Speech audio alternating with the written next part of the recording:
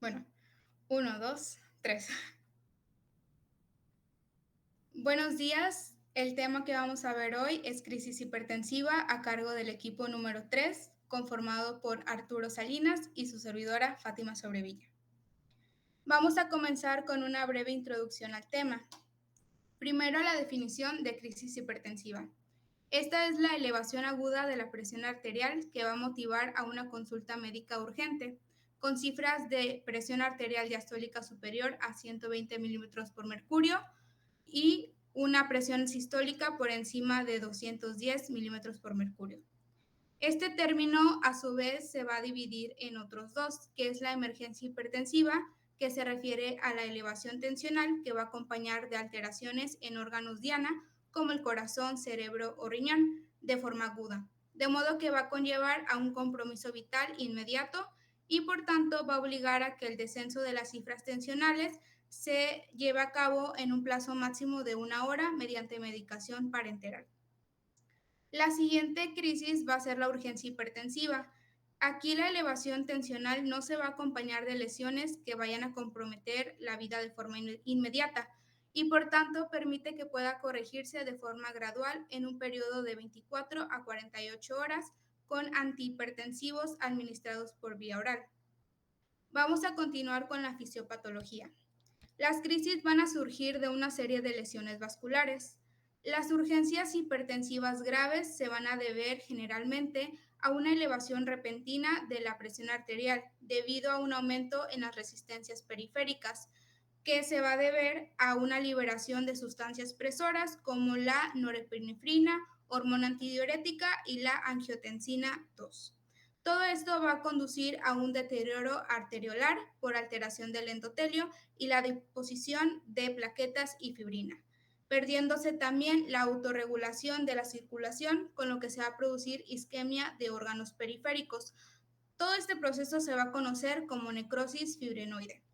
Y esta necrosis va a dar lugar a un círculo vicioso, ya que va a conllevar a un aumento de las resistencias periféricas y si estas aumentan, también va a incrementar la presión arterial. Vamos a continuar con la circulación arterial cerebral, cardíaca y renal. Estos órganos van a disponer de mecanismos de autocontrol, de forma de que a pesar de que haya diferencias en la presión arterial sistémica, el flujo se va a mantener constante en ellos. Pero esta capacidad de autorregulación tiene sus límites y si son sobrepasados en exceso van a dar lugar a un hiperaflujo arterial masivo y un edema en los órganos diana. Si estos órganos, el cerebro, corazón y riñón, son los órganos diana, entonces van a producirse una isquemia. En un paciente hipertenso crónico, el intervalo de autorregulación va a estar desplazado hacia los valores elevados de presión arterial. Entonces, si la presión diastólica inferior a 20 o 90 o 95 milímetros por mercurio o una reducción de más del 25% de la presión arterial media, al ser tratado en una urgencia hipertensiva vital, puede ser demasiado baja o demasiado intensa, ya que para que se mantenga el flujo arterial cerebral, cardíaco y renal, puede ser cifras muy bajas para este tipo de pacientes. Entonces, aquí se puede generar un daño, entonces este factor se debe considerar a la hora del tratamiento. Continuando con la evaluación y diagnóstico. Esta se va a realizar con una anamnesis y exploración física adecuada. Se debe centrar en identificar los factores de riesgo para desarrollar una crisis, la etiología del episodio actual y si hay una evidencia de daño en órganos terminales.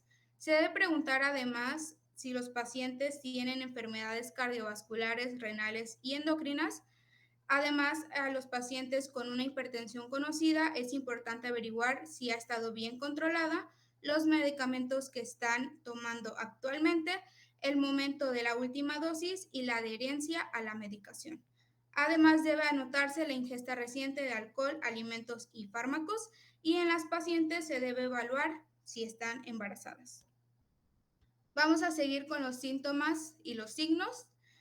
Cuando hay ausencia de daño orgánico se va a presentar una cefalea intensa, disnea, epistaxis y ansiedad grave.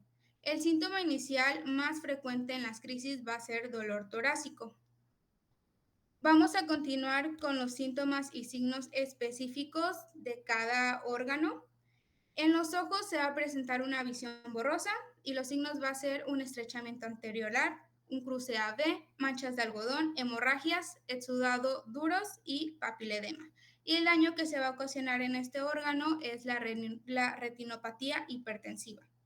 En los riñones se va a producir una hematuria y disminución de la diuresis. Y los signos que se van a presentar es la proteinuria, hematuria microscópica, hematomas renales y una masa abdominal. El daño que se produce es una lesión renal aguda o nefropatía hipertensiva. Pasando al cerebro, aquí se van a presentar náuseas, vómitos, confusión, convulsiones y pérdida de conocimiento. Y los signos van a ser déficits neurológicos focales. El daño que se va a producir en este órgano es un ictus isquémico o hemorrágico o una encefalopatía hipertensiva.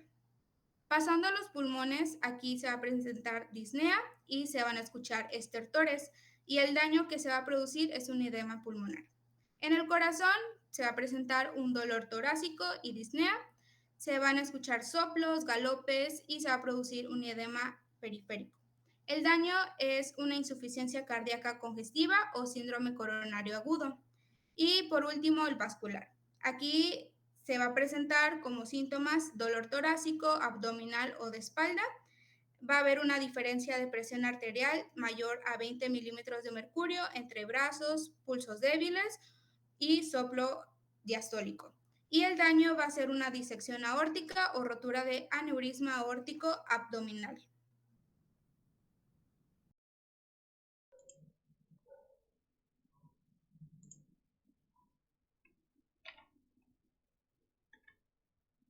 Ahora, en la terapéutica, pues tenemos que el principio general que guía el tratamiento de la crisis hipertensiva es proporcionar una reducción de la presión arterial que esté equilibrada con el daño asociado al descenso drástico. La hipertensión provoca un desplazamiento hacia la derecha de la curva autorreguladora de la vasculatura, de modo que para mantener un determinado flujo sanguíneo se requiere una presión más elevada. En consecuencia de esto, entre los pacientes con hipertensión, especialmente en aquellos en los que se trata de una enfermedad crónica, lo que suele considerarse normotensión puede provocar, de hecho, una hipoperfusión. El tratamiento debe iniciarse lo antes posible, incluso antes de que se obtengan los resultados de los análisis de laboratorio. Dentro de las medidas generales, tenemos que ante una supuesta crisis hipertensiva hay que seguir una serie de etapas en la atención de urgencias. Desde confirmar las cifras tensionales comprobando que el esfingomamómetro esté en buenas condiciones y que es el adecuado al grosor del brazo del paciente, valoración rápida de la posible lesión en los órganos diana a través de la anamnesis y una correcta y completa exploración clínica. Si tras ello se descarta la presencia de una urgencia vital o de lesiones importantes en los órganos diana, se debe de dejar al enfermo en reposo, tumbado, calmarlo anímicamente y a los 15-30 minutos volver a tomar la presión arterial. En un 45% de los casos, esta presión se normaliza solo con esta medida. Si tras el paso anterior persiste la elevación tensional, se debe comenzar el tratamiento farmacológico más oportuno. Ahora hablaremos acerca de las clases de urgencias que existen. Primero tenemos la urgencia hipertensiva, el cual el objetivo de reducción de la presión arterial es inferior a 160 con 110 milímetros de mercurio, con una reducción no superior al 25% en una hora. La normalización de la presión arterial a menos de 140 con 90 milímetros de mercurio debe lograrse en 1 o 2 días. Se puede considerar la posibilidad de administrar antihipertensivos intravenosos inicialmente, pero los pacientes necesitarán agentes orales para el control de la presión arterial a más largo plazo, por lo que se puede considerar el tratamiento con medicamentos orales solamente. El antihipertensivo seleccionado debe equilibrar los antecedentes y el estado actual del paciente con los efectos secundarios. Por ejemplo, evitar los inhibidores de la ECA en pacientes con lesiones renales agudas. Los medicamentos a considerar son el labetalol, el captopril, la clonidina y la furosemida. El nifedipino sublingual está contraindicado, ya que produce un descenso imprevisible y potencialmente inseguro de la presión arterial.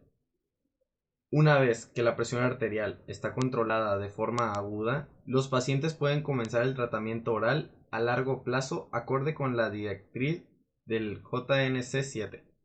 También se debe programar un seguimiento del paciente con un médico de atención primaria en un plazo de 1 a 2 semanas. Ahora pasamos a la emergencia hipertensiva, la cual se trata de forma más agresiva.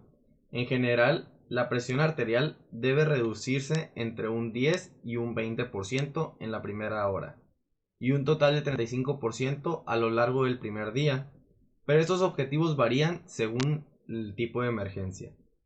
Los pacientes deben ser ingresados en la unidad de cuidados intensivos para la monitorización de la presión arterial con la administración de agentes intravenosos de acción corta que permitan una titulación cuidadosa.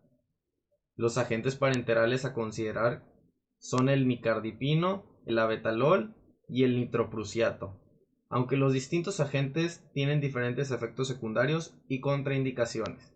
Las revisiones sistemáticas han concluido que ningún agente es mejor que el resto. Una vez que se consigue un control adecuado de la presión arterial, el paciente puede pasar un tratamiento oral con un estrecho seguimiento por parte del médico.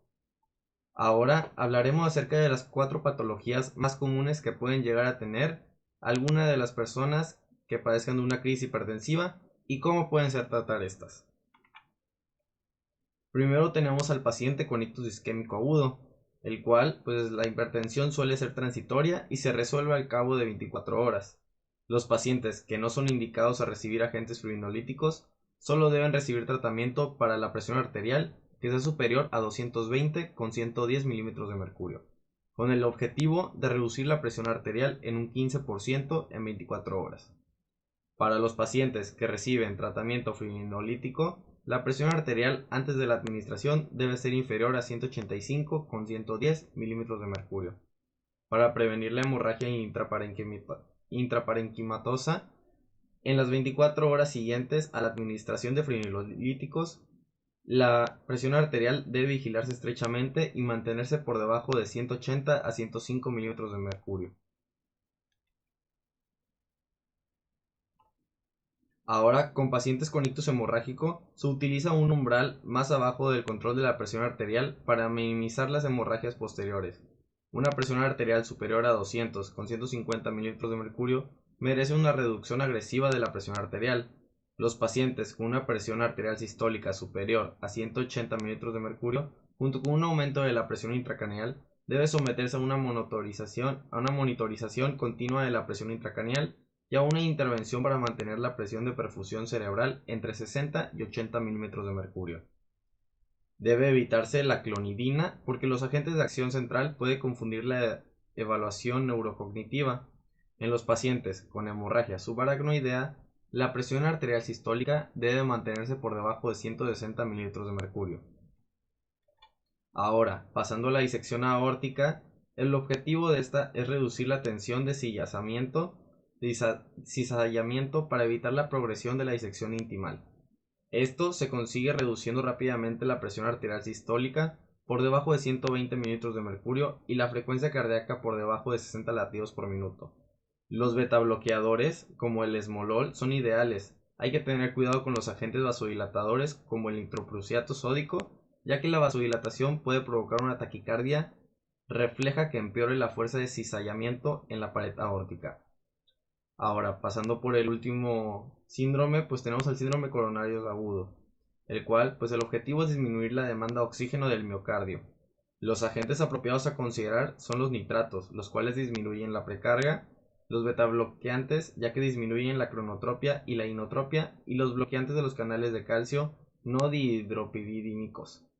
Los bloqueantes de los canales de calcio dihidropiridínicos deben evitarse debido a su propensión a causar taquicardia refleja y por tanto aumentar el trabajo cardíaco. Los pacientes con evidencia de insuficiencia ventricular izquierda, incluidos los que presentan edema pulmonar, deben someterse a una reducción de la poscarga para maximizar el flujo de avance resultante del deterioro de la contractilidad del cardíaca. Estos agentes son los nitratos, los diuréticos y los inhibidores de la ECA.